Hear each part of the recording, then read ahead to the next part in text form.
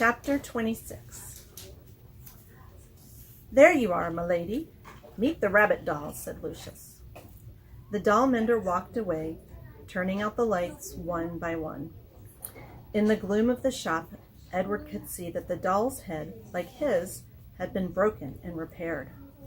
Her face was, in fact, a web of cracks. She was wearing a baby bonnet. "How do you do?" she said in a high, thin voice. "I am pleased to make your acquaintance."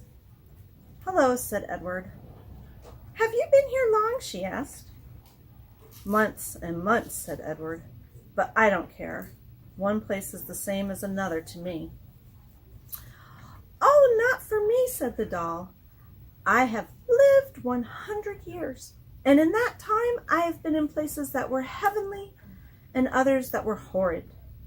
After a time, you learn that each place is different, and you become a different doll in each place too. Quite different." 100 years, said Edward. "I am old." The doll mender confirmed this. He said as he was mending me that I am at least that. At least 100.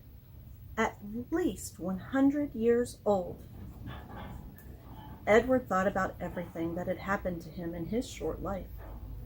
What kind of adventures would you have if you were in the world for a century?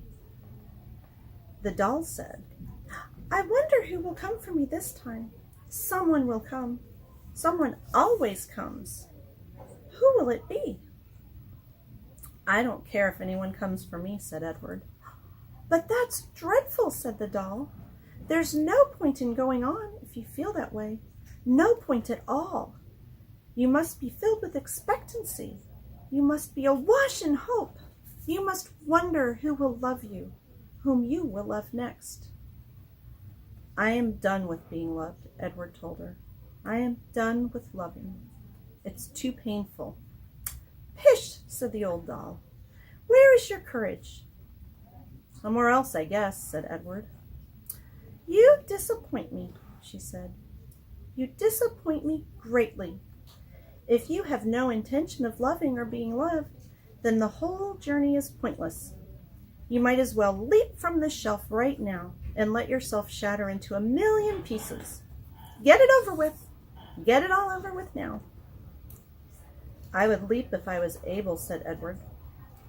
"Shall I push you?" said the doll. "No, thank you," said Edward. "Not that you could," he muttered to himself. "What's that?" "Nothing," said Edward. The dark in the doll shop was now complete.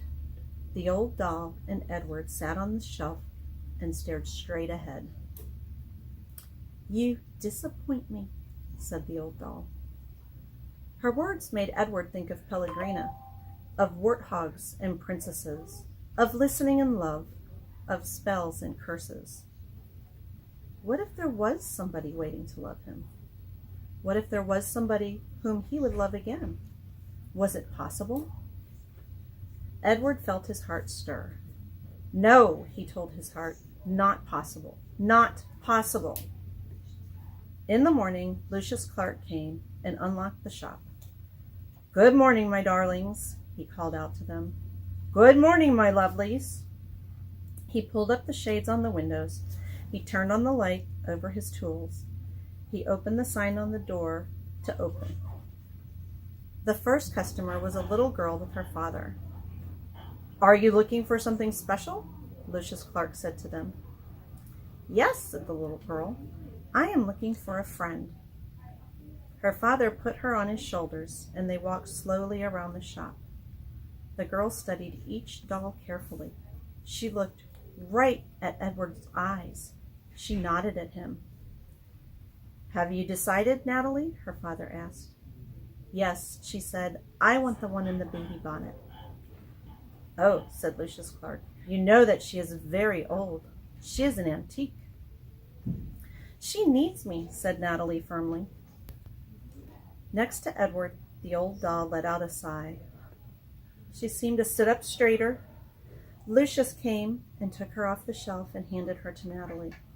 And when they left, when the girl's father opened the door for his daughter and the old doll, A bright shaft of early morning light came flooding in, and Edward heard quite clearly, as if she were still sitting next to him, the old doll's voice.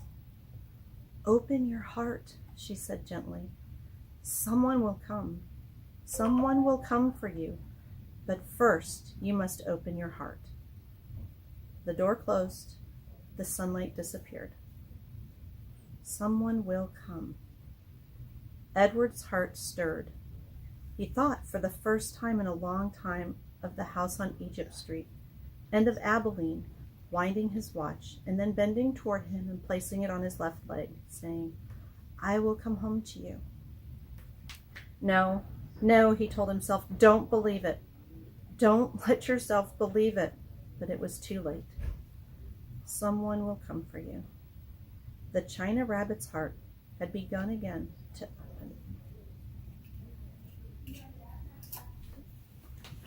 Yeah.